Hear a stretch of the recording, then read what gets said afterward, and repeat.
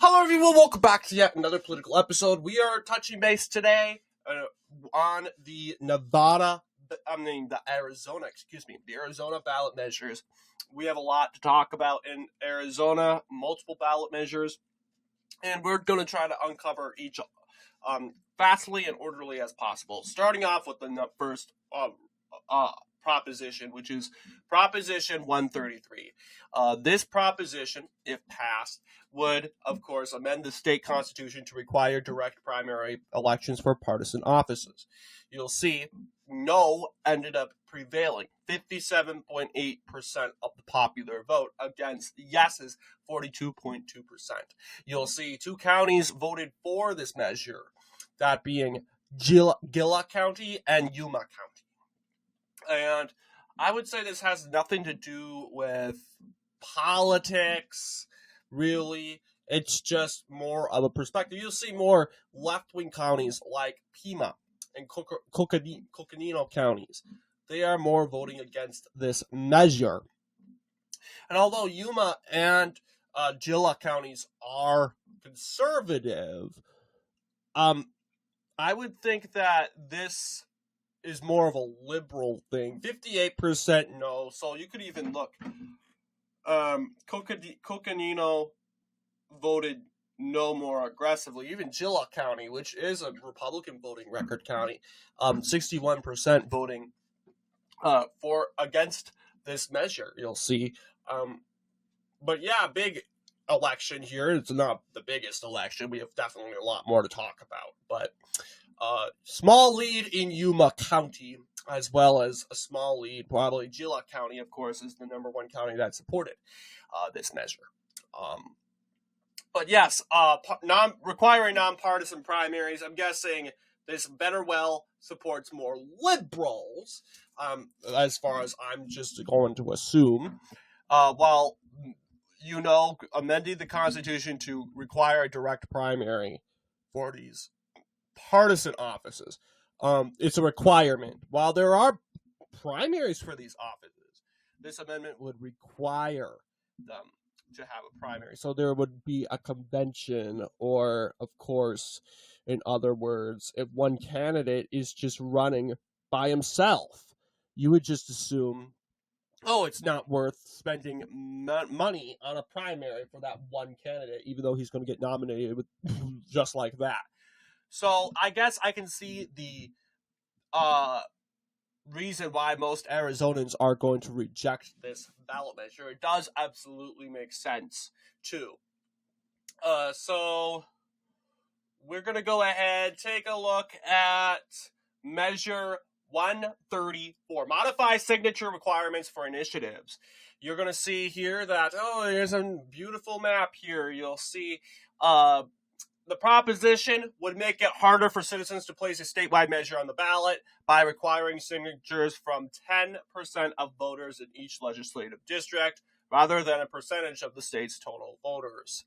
So it's just making your job harder. Who wants that?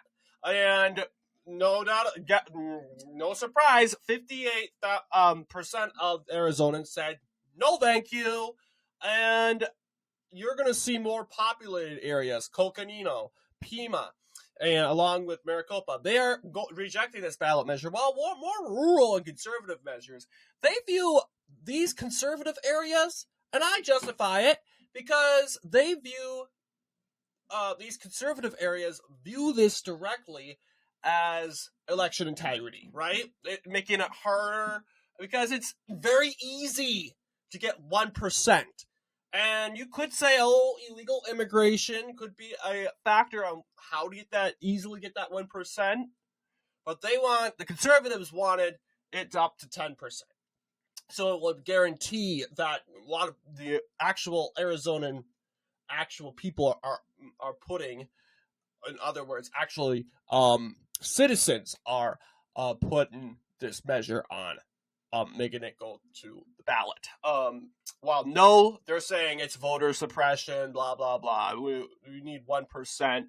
The people must speak their voice. And here in most of Arizona, they agreed on that. 58% of the said race was, of course, coming from liberal areas, you'll see. There is some sort of liberal conservative divide in these said state ballot measures, and I can easily point them out, even though it's kind of hard to see. Okay, let's scroll down. Let's do Proposition 135, limit emergency powers. Okay, this actually looks similar to what the actual election map of the Senate looks like, right?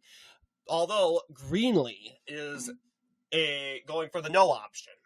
And I'm guessing no is more for the liberal vote. That's what it's definitely looking like, if you will. So it says, this proposition would amend the state constitution to automatically end the governor's emergency powers 30 days after a state of emergency is declared. Now, this is interesting. Who's in the governor's mansion in Arizona? Katie Hobbs. Who's Katie Hobbs? She's a Democrat. So it does make sense why we have more liberal areas, more progressive areas going in and voicing their support against this ballot measure. It does make sense. Well, clearly you have 53% voting for that, and it's more conservative areas, although Greenlee, I guess, although it's a Republican county, it's more voting as a more nonpartisan, like, hey, I don't think a Republican or Democrat governor, whoever is in charge, I think the emergency power shouldn't be automatically ended.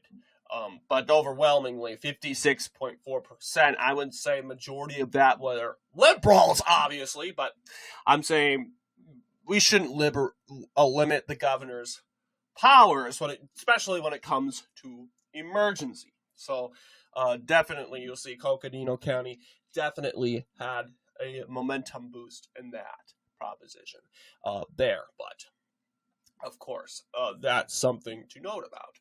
Let's go ahead and look at, yes, we talked about the partisan primaries. Allow constitutional challenges to block initiatives from the ballot. Oh, yeah, 61.9%, of course. Yeah, the liberals are kicking it in this one. Then again, the liberals really, a lot of Democrats endorsed no, because they view it as voter suppression. And you'll see Coconino, 71%, dead no.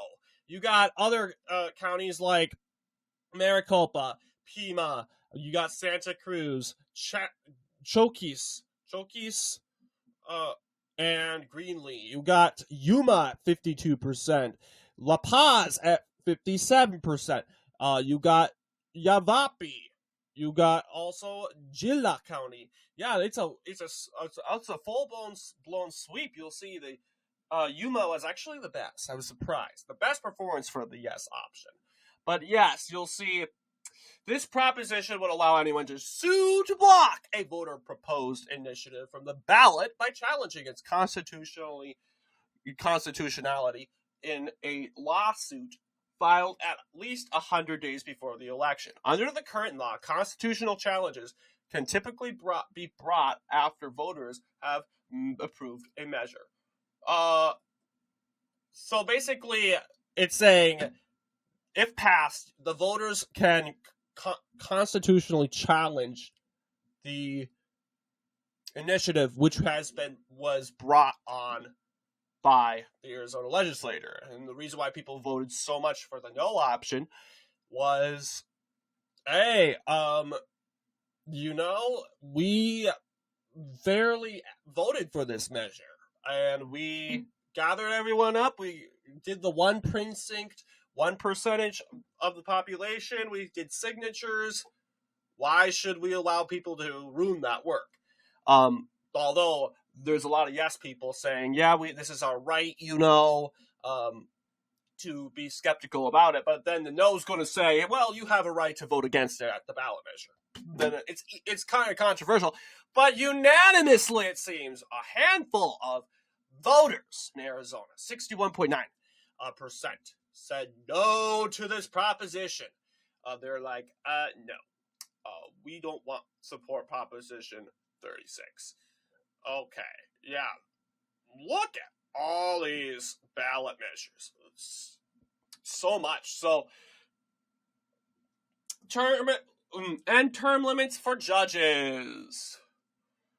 Wow, everyone's like, no, don't end the term limits. No, and it's all the way in the 80%.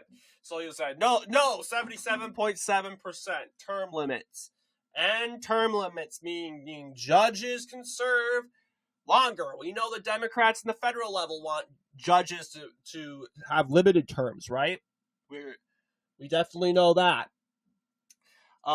Yes to this initiative. 22.3%. Yeah, they're kicking it. But yes, you'll see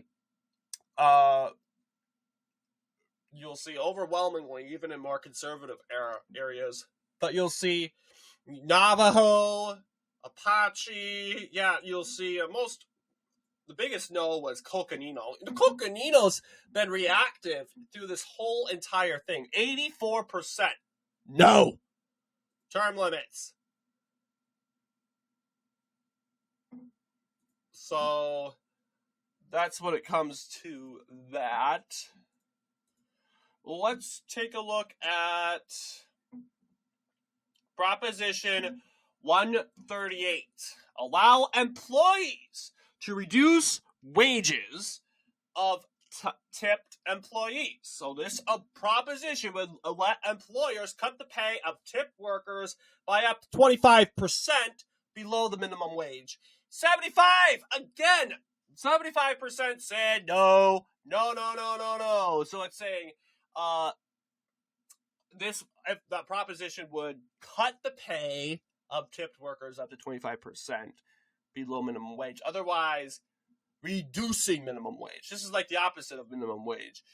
Reduce wages of tipped employees, meaning workers that are getting tipped decrease those wages. No surprise, Arizonans ultimately voted against this by a lot. You'll see. It's always the liberal ones that seem to be more reactive, even though I generally think this is more of a bipartisan thing. But yes, Mohave, 68% biggest. Let me guess, it's Coconino.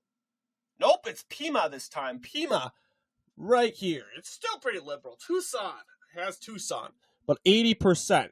73% Coconino. It's kind of surprising, seeing how Coconino has been so reactive through this whole entire thing. Best performing, Apache County, the Native American county. 64%. They still voted a handful against it. So yes, obviously it was a workers' rights thing. Now this one is interesting. Right to abortion, and I'm kind of looking forward to this because, oh my goodness. Wow. Holy. Okay, it used to look like Mohave, and then Yuma, and then it looked like a better result for the no option. But as you can clearly see, this is not good for the pro-life league. Obviously, Arizona for one time was called the most pro-life state in the country. Not anymore. I mean, 61.6% voted for this measure, which this proposition would amend the state constitution to establish a fundamental right to the procedure, limiting the state's power to interfere with this right before before fetal viability. Guess what? Abortion's not a right. Did you know that? I don't see abortion in the Constitution, do you? Well, in some states' governments, but really, that's when the government, the United States Supreme Court said, hey, this is unconstitutional. We're taking it out. It's fine. I mean, technically, we did give the states the right to choose to have an abortion, but look, I've always seen the state of Arizona, especially, the state of Arizona has had a reactionary malfunction to this ballot, like right when Roe v. Wade was overturned. They went nuts. You could say that's why Kari Lake lost, or why Blake Masters lost. You can make that claim, make that argument. 61% insane. You'll see in Gillette County, 51%.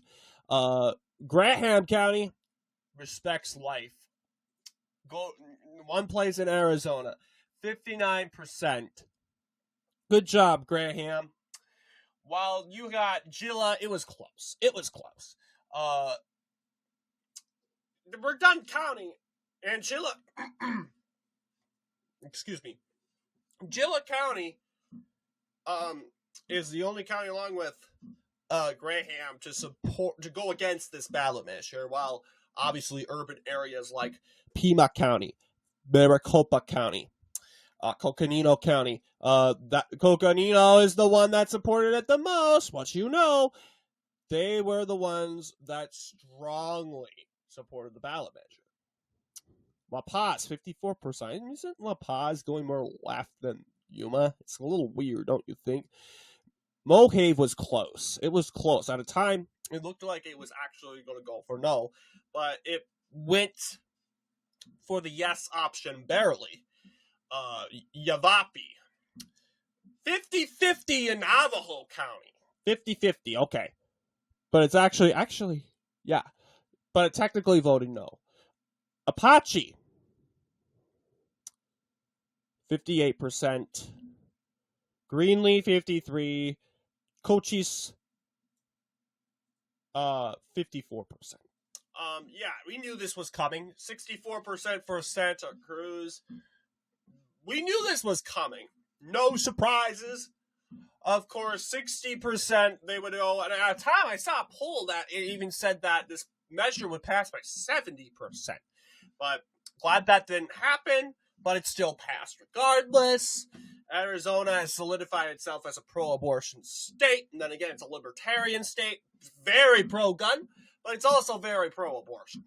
They think there shouldn't be limits to anything, low taxes, small government, pro-abortion, pro-gay marriage, pro-gun. It's an anarchy. Well, it's freedom. And I get it. I absolutely get it. But there has to be limits. And like abortion, should you get away from murdering a child then? I don't think you can necessarily get away with that. Interesting. Okay, eliminate partisan primaries. Actually, okay, this one's require partisan primaries. While there's a measure, 140, that called for the elimination of partisan primaries. And you'll see the most voters said no. You'll see here 59%, huge, and this time it's more decisive.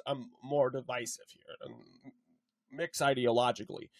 Yeah, Navajo. You'll see Mojave actually voted the most for it, showed the most momentum against it, and obviously Santa Cruz County voted against it the most. But yes, obviously this is, of course, the result there. But yes, the proposition would say this proposition would end the state constitution to allow for open primaries in which any eligible voter could vote for any candidate regardless of party. So therefore, no closed party, no closed primary. And I'll tell you, that didn't age well in Arizona. Although Tucson, well, they all voted mainly against it, but close one. But voters spoke, and they were against it.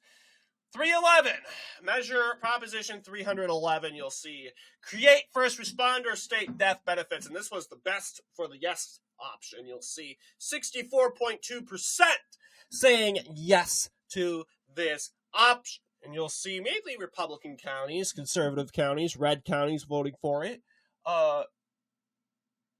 State death benefits, and I feel like I can say it because we're a conservative channel. I think Republicans respect victims' rights more, and even the rights of police officers and first responders.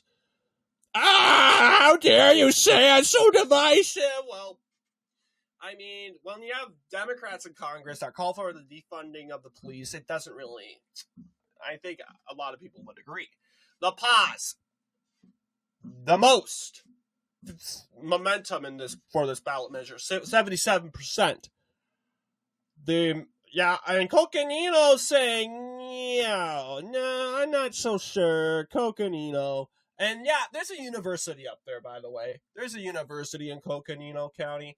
That explains why all the women voters, I'm guessing, from Coconino County went and voted for the abortion measure. But yeah, they're not so sure for, of course. But yeah, 55%. That's still a majority, but 45%'s a lot. It is a lot.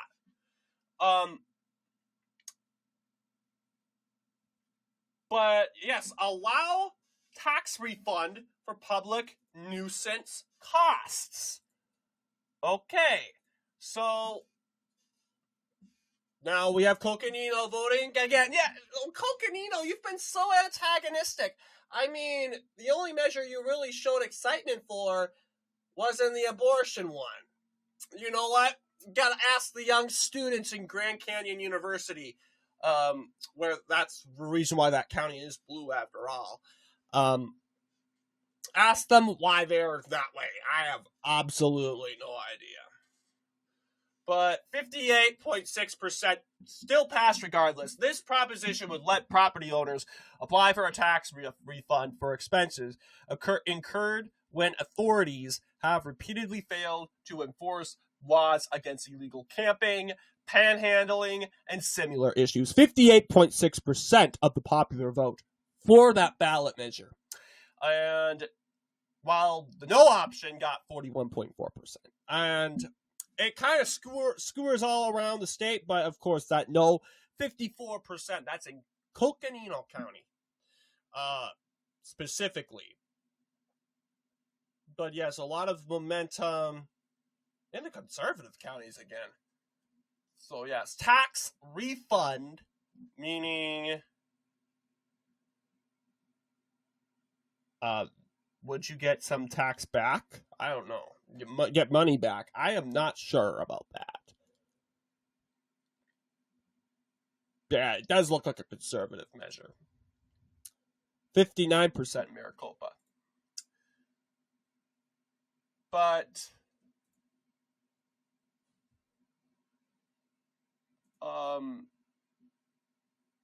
312. All right, measure 313. Life imprisonment for trafficking minors. That makes me happy. Yes, life imprisonment. And then again, it's more of the liberal counties. Look at this. Coconino. The students, the women of Coconino County. What are you doing? We're talking about grown men going behind bars who touch other women, especially little girls. And you're telling me that you are not the most enthused about this? Crazy. I mean, it's not like they voted no. They voted yes, but then again, Coconino, like it always has been, was the least enthusiastic. Pima, at least Pima actually voted by a double-digit number. Coconino hasn't even got to over 10 points. So, yeah, Pima, 58%. And you got more solid numbers in these red counties here. 75, Mohave County, 75. And in Graham, 75. These Republican counties. It's interesting. Very interesting. But yeah, obviously I support that measure. Establish new crimes involving illegal immigration and fentanyl. Okay? Establishing new crimes. The proposition will make it a crime for those in the country illegally to apply for benefits or employment with false information, to enter the state outside lawful ports of entry, and to refuse to comply with orders to leave the U.S. It would also establish a new crime for selling fentanyl that results in death. Everything that Trump campaigned on. 62% said yes. So yeah, I'm not surprised at this one. Let's take a look at those diverse counties, like Yuma County. 70%. This is a heavily Hispanic county, by the way. 70% of those in Yuma County support this. Now, Apache is not Hispanic. It is Native American. But they still voted for it, 64%. Same deal with Navajo. Around, I would say also Native American. This time in the 70% range. You'll see the Mohave was generally more supportive of this ballot measure, with a, of course, 79% clip in support of this measure. But yes, obviously, I'm not surprised that this one got passed. Pima, 55%. Santa Cruz is Hispanic also, but then again, in those counties and those residents in Santa Cruz, they tend to be more liberal. But who knows? Maybe Santa Cruz will join Imperial County to the Republican camp. That would be very interesting to see. But yeah, look at this, Coconino. What the heck? Why? These students, guys, they're so rebellious. Like, Coconino saying, nope. We are going to allow illegal immigrants to stay in America. I'm like, really? Really? Obviously, I mean, 49.9%. That's half the county. 50.1%. Probably 90% of them were students. I'll tell you, Grand Canyon is super woke. But yes, they're like, no. We shouldn't make it a crime for those who enter illegally and then lie about their information and travel into outside lawful ports of the country. And we should leave them alone, even when they refuse to leave the country. We also oppose making it a crime to sell fentanyl. And obviously, sickening, it really is. But the good news is this good ballot measure passed. A big win for Republicans. Is this our last ballot measure? Okay. Proposition 315. Require legislative approval for expensive regulatory changes. So this ballot measure, of course, similar results. Require legislative approval for expensive regulatory changes. This proposition would require a review of state agency rule changes that are estimated to increase regulatory costs by $100,000 over 5 years. If the cost estimate exceeds $500,000, the rule would not take effect without legislative action. Interesting. Okay, and the ballot measure, 53.3%, said no. Okay, we're just saying no. All right, why? It seems like this is another Republican-liberal divide, seeing how similar the maps are with the presidential election maps. But why? Well, they do not want... I guess they're against having that state agency review those changes.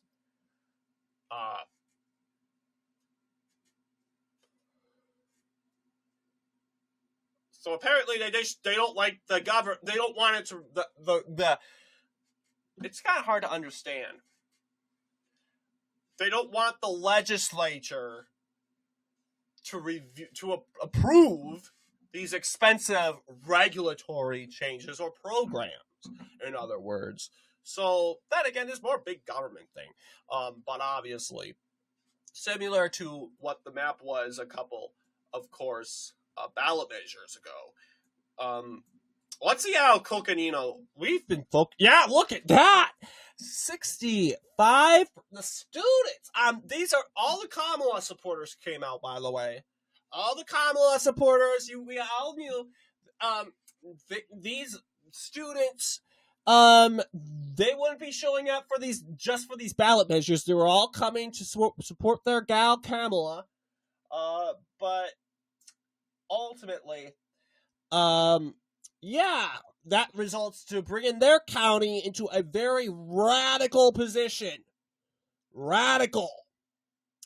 And I'll tell you, worked sometimes. I mean, they got their way with the abortion thing, but they're probably kicking and screaming when it comes to the proposition, the based proposition, 314, which actually installs the national security in Arizona. A border state, by the way. A border state. And it would be stupid if you didn't do that. Just come on in! Everyone's welcome! Yeah, everyone is welcome. But we need to know who you are. Like, how did we even get to this moment? How do we even, like, go from 9/11, everyone, 99% of the country saying we need to know who you are, to now half the country saying, it's fine, just come on in just 20 years. But anyway, this has been a long list of ballot measures. Of course, they did say Maricopa County, was the longest it has been in years, decades, the ballot. And that, of course, kept the lines longer. So, like I said in the North Dakota, Carolina video, so many races. Good news is that this is not going into the midterms, because the midterms is even worse, because Arizona has all those down ballot races, all those offices. Yeah, they have like 9. Okay. And then on top of that, like 9 ballot measures. And of course, the city council, state government, U.S. House of Representatives. Yeah, it's long in Arizona, especially in a tight, compact place like Tucson or Phoenix. So, interesting stuff. But what do you guys think in regards to our video? Let me know down below. And as always, I'll see you all in the next political episode.